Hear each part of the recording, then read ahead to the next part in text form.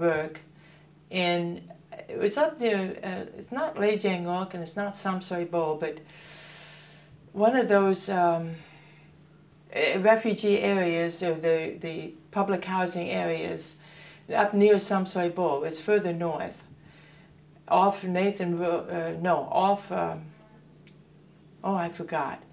Cheung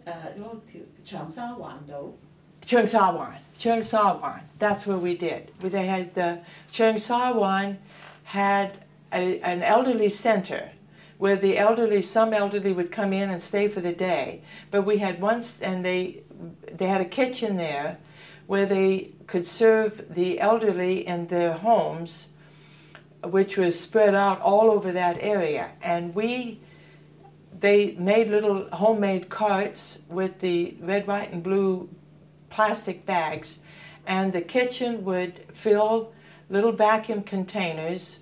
The bottom part was filled with rice, and the top part, the little cup at the top, it was rather deep, with vegetables and meat or fish or chicken or whatever they were serving. And it was warm, or hot. They tried to get it hot. They would fill up our little carriers with 9 or 10 or how many we had. There were 4 routes, and they would fill up the carriers with these little vacuum containers. And we went on meet on feet. We walked through the streets to deliver them to the elderly people who could not come to the center. And some of them lived up on the 9th floor, and so we would take up the food to them, and if they had any clothes that needed to be cleaned, we would take it back to the center. They would be washed there by the persons in the center, and then take it back to them the next day.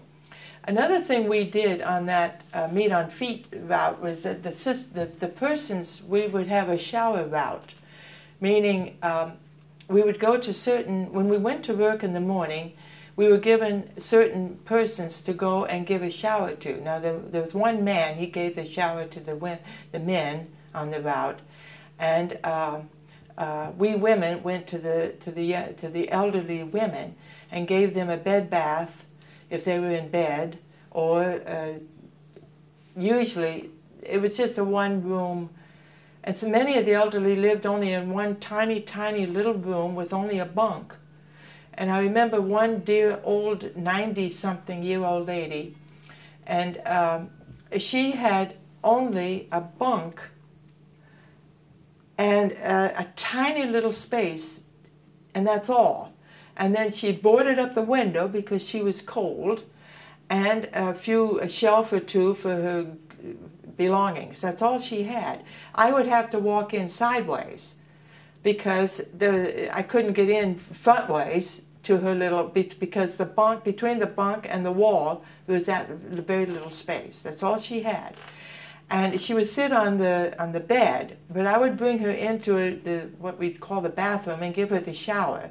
I'd have to warm up the water on the kerosene stove, and then when it was ready, I'd bring her in and give her the shower, and then I'd take her old clothes away and give her the new clothes, and then take her back. Well, when in the hot weather, Hong Kong is very hot and very humid, and I would just pour perspiration from my arms, and she was blind, this little old lady that I remember, and she would feel my arms, and they would just be pouring sweat after I would get her into her little room and sitting down. And she would grab my arm and pull a little cloth off her wall, which was right within reach because there was so little room, and start wiping my arm like all the mothers do for the babies, to wipe the perspiration off of them. And and then she would grab the other arm and start wiping it. I just felt so honored. It was precious how she would do that. And then, of course, 5 minutes later, I was pouring sweat. Oh, she was just darling. Okay, yes, can we take a break now? No, You want to, she was opening the door. can you want to go out?